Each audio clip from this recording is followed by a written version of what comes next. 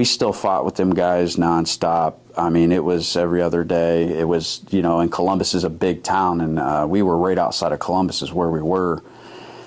But when you ride through, I mean, we're a big club in Ohio. You know, there's a lot of them, but I have a lot of respect for a lot of guys that I rode with in that club, because hell, they stood their ground and didn't walk away better than some guys I know to this day in clubs. And I've never had to second guess anybody's loyalty in that club ever. But so I was with that club for 6 years. To about 2016, going into 17, I was with that club. When that incident happened, and then it started getting more severe, and I mean, we were going at it with big clubs. A lot of people quit. You know, you had a lot of guys lay their patches down, and a lot of people, you know, this isn't for me. This isn't, you know, no disrespect. I can't jeopardize my wife, the women, you know, this and that. And so at that point, after they did that, I left because it became more of a family-oriented and motorcycle enthusiast club. You didn't even have to have a motorcycle anymore to be a part of it. They made it more family and different things, and I understand that, but at the same time, you know, that club was around for almost 30 years at that time. It made me upset because I went through the ranks. I was a national officer. I was a president of a charter. I had some tabs that out of, I think we had 300 members, there was 23 of us that only wore certain tabs. And you know, when you put that blood, sweat, and tears and your life on the line for shit, and then all of a sudden, hey, you know, people want to overrule and vote that, hey, we're gonna change this to this. I just gave up 6 years of my life in some pretty serious situations for nothing. So my dad stayed, and I understood why. I had walked away, and my dad retired from that club. He had 11 years in it, and he had retired. I had walked away and started to pursue a journey other way. I had one brother that stayed in for a little while. He actually lived in Columbus. It was convenient, and he was trying to fight for what we believed in with that club. And eventually he had walked away too.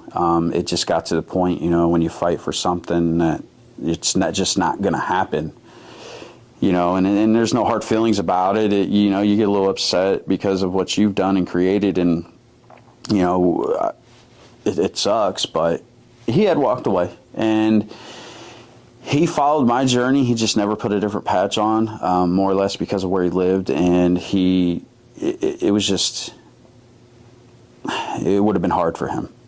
But all my brothers, they put their vests down. I think my dad stayed because he's already in it for so long, and you know, he's not, at that time, his age, he's not meant to go start a journey somewhere else, and you know, he don't have nothing to prove to nobody. He did what he needed to do when needed, and he did it great, you know. So he retired, and I moved and started a journey another direction. North Coast grew my attention because of the dominancy that they did have, the amount of members, the riding, you know. I mean, when you seen one, you seen 20, 30 of them, you know. The respect that they had, how they condoned themselves, how they represented the MC world, it drove my attention to them.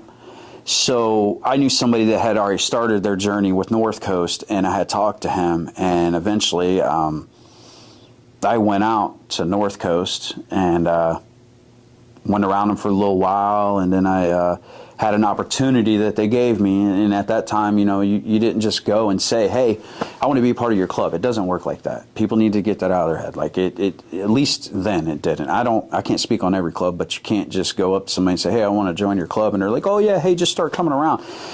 You know, and that does happen sometimes, and it has bit a lot of people in the ass, but they gave me the opportunity. I stated some intentions, and I said, yeah, I would like to start my process and see where it goes. And then they granted me the permission to do that, and then That's where it started, and that was 2017 going into 2018. Locally, you had almost 100 guys out of 4 charters locally. Yeah, plain and simple. You have that many guys on the same page and that many guys in an area. For one, you ain't going to be able to control them all, and everybody's going to have a different opinion, attitude, and mindset. Yeah, they were powerful, and it was a good thing, but it was a bad thing.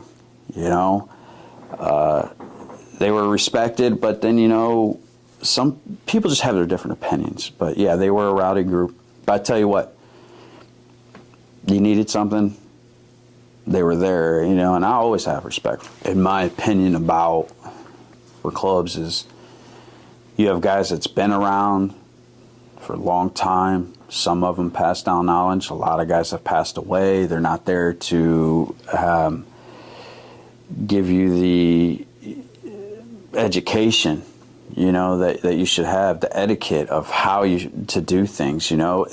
I've watched guys with the generation now it's fucking horrible in the MC world. I mean, these guys sit at home and think because you watch some other podcast or you watch Sons of Anarchy or, hey, let's go buy a fucking Dyna or Road Glide and let's be a badass. I'm going to go join this club. Or you have the guys that, you know, they're soft and this and that, and then they go join a club, but now they're a badass because there's 10 of them standing behind them to make sure he don't lose. And I don't agree with that shit. You know, that's shit that you need to test out of somebody during their process. But it's, if you don't show somebody or tell them and then they're getting scolded for something, you set them up for failure. And you as a member are the one that failed, not him, you. If he don't know, how's he going to know? If you don't show him, how's he going to show? Quit saying, oh, well, figure it out, figure it out. You know, I've had that told me 100 times, but I'm like, figure it out. How are you supposed to figure it out? The guy next to you is in the same position. You guys are trying to figure it out, but how are you going to figure it out if you don't know? You know, there's a lot of things that aren't passed down that should still be, and I think it's ruining the MC world, to be honest. I think it's a fucking shit show right now when it comes to respect, loyalty, the quality of a person. You know, not everybody's got to be a knockout artist, but did you really take the time to figure out the type of person he is, or did you just say, hey, go figure it out? You can't turn somebody into being something that they're actually just not. But your job as a member when new guys come around is to figure that out. But if you hold a grudge and you're just being grumpy or an asshole about it and you don't take the time to do that, then what happens? Oh, this guy gets in, but it's just more of a fucking problem because why?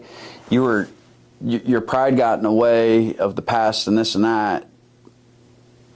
To take them under your wing, show them, teach them, find out who they are, get to know them, see if they even are cut from that type of cloth, you know.